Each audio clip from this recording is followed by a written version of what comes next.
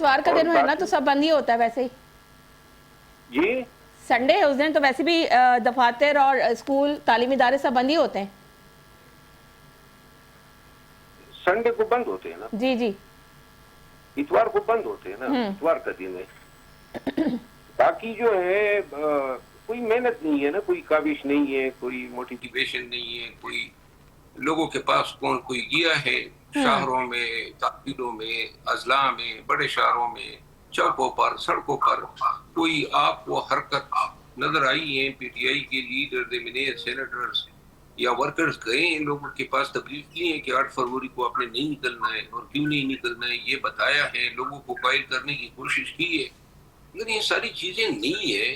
तो फिर जनाब दुआओं पे, जिस तरह सलमान अकरम राजा साहब ने कहा कि अजानें दें, तो बात अगर यहाँ तक आई गई है तो फिर मेरा ख्याल है हैंड्स अप ही हो जाए, क्योंकि ये एहतजाज किसी भी सूरत जो है ना बनता नजर आ रहा है और ना होता नजर आ रहा है। केपी में जरूर एक आध मकाम पे रोड ब्लॉक करेंगे, लेकिन बाकी कहीं पर जो है मुझे इस एहतजाज की कामयाबी की कोई भी हल्की सी भी उम्मीद नहीं रही है।